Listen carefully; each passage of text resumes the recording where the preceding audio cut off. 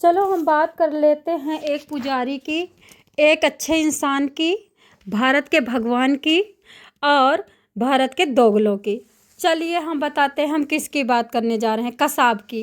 कसाब हमारे भारत में छाए हुए हैं। कसाब के लिए 99% जनता जान दे रही है। कसाब को अगर तुम चूं कर दोगे तो भारत की जनता मर मिटेगी और तुमको खा डालेगी कच्चा। भारत की जनता कालिदास, उस मूर्ख कालिदास से भी ज़्यादा मूर्ख है और जिस डाली पे बैठती है भारत की जनता उसे काटती है।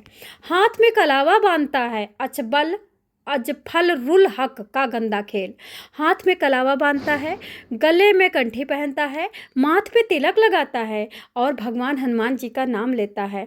नाम लेकिन प्रिंस है, लेकिन रियल में आधार कार्ड पे नाम है अजफरुल हक। कोई इतना गंदा खेल कैसे खेल सकता है अपने धर्म के साथ।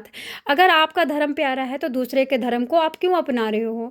आप अपने धर्म को लेके चलो। इसका मतलब आपके धर्म में कोई शक्ति नहीं है। आपका धर्म आपको यही सिखाता है कि दूसरे धर्म में घुस करके आडंबर करो, उसके बाद वहाँ की छोटी छोटी बच्चियों को लूटो। यही दो तुम्हारे धर्म में तुम्हारे मौलवी यही सिखाते हैं, तुम्हारे माँ बाप भी यही करते हैं बचपन से, तुम्हारा परिवार सब यही करता चला आ रहा है। यहीं से लड़कियों को लूटो भी, लड़कियों से पैसे भी लो, उसके बाद अपने आप को आका भारत के बनाने के लिए, तुमको बड़ा बनाने के लिए, तुम्हारे पैर छूने के लिए, तुम्हारी लंगोटी चाटने के लिए भारत के हिंदू बैठे हैं। भारत का दोगला हिंदू तुमको सर पे बिठा रखा क्योंकि तुम्हारे वोट चाहिए उनको भारत की बेटी या भारत की संस्कृति नहीं चाहिए, तुम्हारा वोट चाहिए।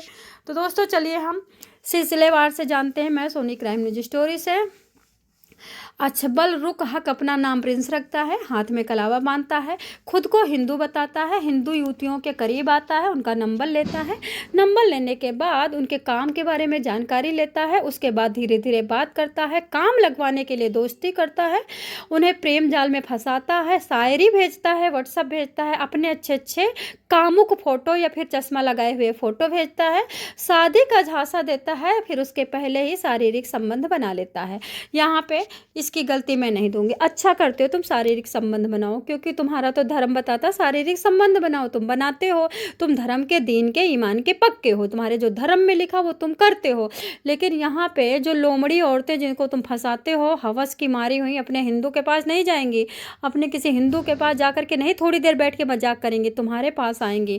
क्योंकि इन महिलाओं को भी दोगलागिरी, जैसे पुरुष दोगला तैसे महिलाएं दोगली हैं, है ना।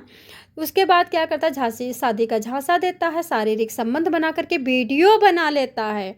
यहाँ से पीड़िता इसके जाल में फंसती चली जाती, क्योंकि वीडियो को दिखा करके धमकी देता है। अश्लील वीडियो ब्लैकमेल के लिए खेल में आता है, खेल खेला जाता है पक्का वाला। क्या होता है, पीड़िता को अपने चंगुल में पूरी तरह से फंसा लेता है, जहाँ चाहता है वहीं बुलाता है। कैसे खुला ये पूरा मामला मैं आपको बता देती हूँ।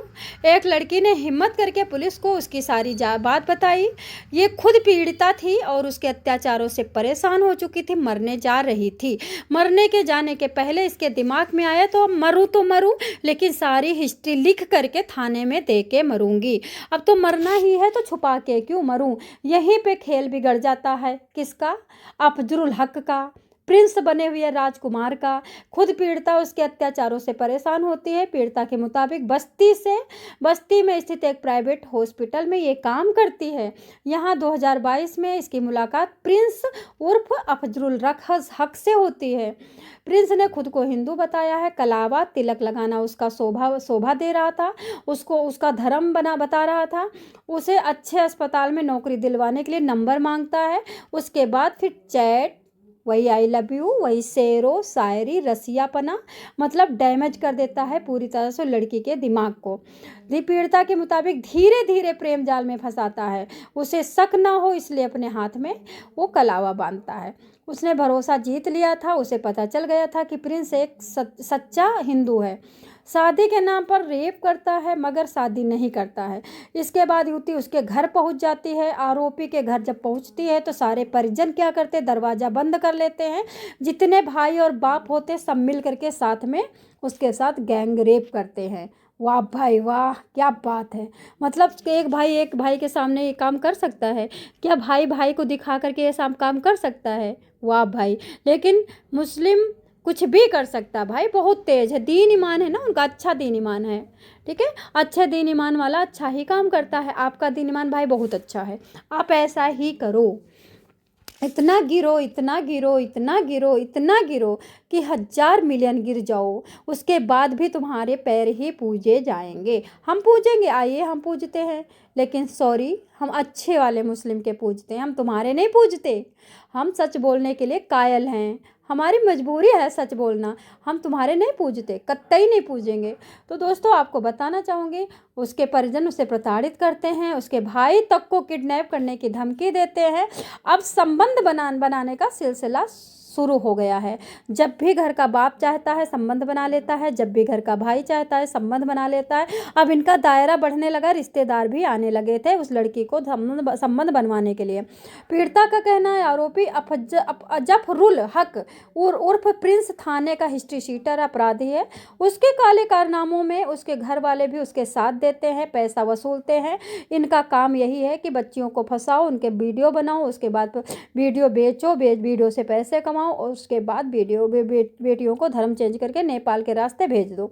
बता देते हैं कि पुलिस ने मुख्य आरोपी अफरुल हक उर्फ प्रिंस, उसके परिवारजनों को समेत 8 लोगों को गिरफ्तार करके जेल में डाल दिया है। पुलिस मामले की गहराई से जांच करके इस गिरोह की अब कुंडली खंगाल रही है। आप समझ सकते हो, इस गिरोह की कुंडली खंगाल रही है, लेकिन पुलिस भी सही से काम नहीं करेगी। कोई अच्छा होगा तो कर भी देगा, क्योंकि आपको एक बात बता देती हूँ, जितना 90% हमारे यहाँ SC है, OBC है, SC है, ST है, खाली कहानी सुना करके आपको रिझाना मेरा धर्म नहीं, आपको सच्चाई से भी अवगत कराना है। वो सब मुस्लिम को सपोर्ट करता, सब मुस्लिम को दिल से प्यार करता है। किस लिए जानते हो? वोट के लिए। जिस दिन ये मुस्लिम समझ जाएगा ना, तो उस दिन इनको बताएगा कि किस लिए तुम हमें प्यार करते हो।